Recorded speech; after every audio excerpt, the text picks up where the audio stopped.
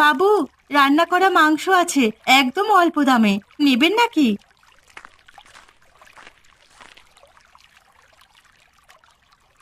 আচ্ছা দিদিভাই, তোমার কাছে মাংস কত কেজি আছে? বাবু, আমার কাছে 10 কেজি মাংস রান্না করা আছে। 1 কেজি মাংস 100 টাকায় বিক্রি করছি। আপনাকে কত দিব? না না, তুমি 1 কেজি মাংসের জন্য 120 টাকা দাও। আর আমাকে এই সমস্ত মাংস দিয়ে দাও। তুমি এত কষ্ট করে রান্না করে নৌকায় করে বিক্রি করতে বেরিয়েছো, এইটুকু তোমার প্রাপ্য। এই নিন বাবু, এতে পুরো মাংসটা আছে। আপনি অনেক বড় মনের মানুষ, সব সময় সকলকে সাহায্য করেন। এই সব জন্য বিধাতাও আপনার ঘরে অভাব রাখেনি। হ্যাঁ সেটা হতে পারে, তবে আমার এখন কোনো অভাব অনটন নেই। দিদি, এই নাও তোমার টাকা। তুমি যতটা পরিশ্রম করবে ততটাই পারিশ্রমিক নেবে। তোমার প্রাপ্য জিনিস তুমি নেবে, এটা তোমার অধিকার। অসংখ্য ধন্যবাদ আপনাকে এত বড় উপকার করার জন্য। তাহলে আমি আসছি এখন। হ্যাঁ এসো, ভালোভাবে কাজকর্ম চালিয়ে যাও। আরো নতুন নতুন সুস্বাদু রান্না করো, শুধু মাংস নয়, আরো অনেক কিছু। হ্যাঁ, আমি চেষ্টা করব। এই তো আজকে থেকে ব্যবসাটা শুরু করেছি, ধীরে ধীরে সবকিছুই করব।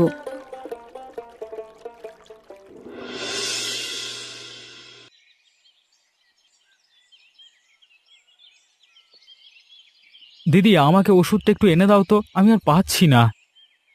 আমি কোনো কাজ করে দিতে পারবো না, বললাম না? আমাকে একটা ভালো সোনার হার গড়িয়ে দিতে, সেটা তো দিলি না।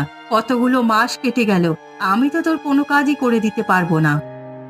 তুই আমার নিজে দিদি তো, নাকি মা অন্য কারো কাছ থেকে তোকে নিয়ে এসেছে বলতো? আমার সাথে এরকম ব্যবহার করিস কেন? মা তো ঠিকই বলেছিল, তুই শুধু টাকা বুঝিস, টাকা ছাড়া অন্য কিছু জানিস না। এ বলেছে আমি শুধু টাকা বুঝি? তুই তো তোর প্রতিশ্রুতি দিয়েও রাখতে পারলি না, তাই আমি আমার কর্তব্য করছি না। আয় বিধাতা, তুমি আমাকে কোথায় এনে ফেললে! এখন আমি বুঝতে পারছি, গিন্নি ঠিক কথাই বলেছিল, আমি হাড়ে হাড়ে টের পাচ্ছি। সে তুই যাই বলিস, আমার সোনার গয়না গড়িয়ে না দিলে আমি একটা কাজও করে দেব না। তুই তো আমার ভাই নাকি? তোকে আমার দিদি বলতে লজ্জা করছে, এত নীচ মহিলা তুই! একটা মানুষ অসুস্থতায় ভুগছে, তুই এখনো সোনার গয়না নিয়ে পড়ে আছিস। যদিও বা তোকে এত কিছু দিতাম, আর কিচ্ছু দেব না। দিবি না মানে কি? না দিলে তোর একটা কাজও করে দেব না। তুই আমার কটা কাজ করে দিস। তোর কথায় এসে আমি মালতীকে যা নয় তাই বলেছি। পারলে আমাকে ক্ষমা করে দিও মালতী, আমি অনেক বড় ভুল করে ফেলেছি। ফিরে এসো গিন্নি, তুমি ফিরে এসো। তুই তোর বউকে নিজে তাড়িয়েছিস, ও তোর কাছে আর কোনোদিন ফিরে আসবে না। তাই আমি যেটা বলছি সেটা শোন। আমি তোর আসল রূপ দেখে ফেলেছি, এখন মরে যাব তবু তোর কথা শুনবো না।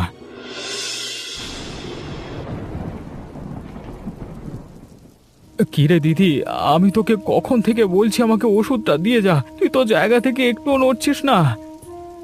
আমি পারবো না বলেছি, মানে পারবো না।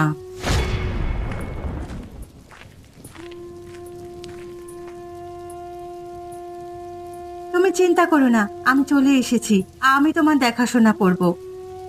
তুমি এসেছো গিন্নি, দয়া করে তুমি আমাকে ক্ষমা করে দাও। ও ও অনেক বড় ভুল হয়ে গেছে আমার। এসব কথা এখন বলার সময় নেই। তোমার শরীর খারাপ, আগে শরীরটাকে ভালো করতে হবে। গিন্নি, আমি দিদির কথায় এসে তোমাকে যা নয় তাই বলে অপমান করেছি, তাই জন্যে হয়তো আমার ব্যবসাটা এখন বন্ধ হতে চলেছে। একদমই না।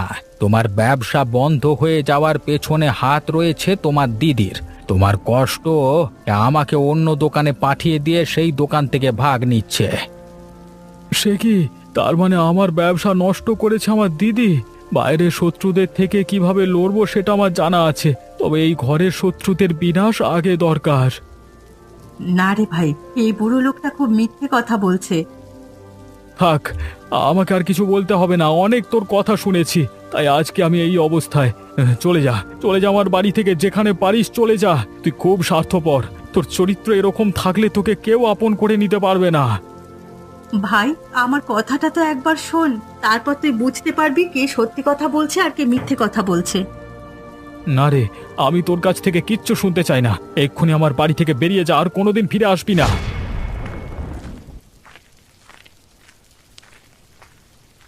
গিন্নি, এখন যে আমার ব্যবসাটা উঠতে চলেছে গো, এখন আমাদের কি হবে? তুমি একদম চিন্তা করো না, কিচ্ছু হবে না।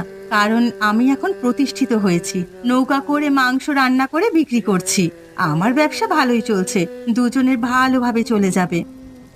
তোমার দিদিটা তো সবকিছু শেষ করে দিল, তবে আমি তোমার কাজে সাহায্য করব। দরকার হলে গ্রামে একটা রান্না করা মাংসের হোটেল খুলব, সেখানে আমি থাকবো আর তুমি নৌকায় করে মাংস বিক্রি করতে যাবে অন্য গ্রামে। এটা হলো একটা ব্যবসায়ের বুদ্ধি। একটা ব্যবসা বন্ধ হলে অন্যটা কিভাবে শুরু করতে হয় সব কিছু জানা থাকে তার। অনেক দুঃখ কষ্ট দিয়েছি তোমাকে, আর নয়। অনেক ভুল বুঝেছি তোমাকে, আর নয়। এবার আমরা মিলেমিশে ভালোভাবে সংসার করব। হ্যাঁ। দেখলি তো রে মা, তোকে বলেছিলাম না পল্লব ওরকম ছেলে নয়, ভালোভাবে সংসার কর।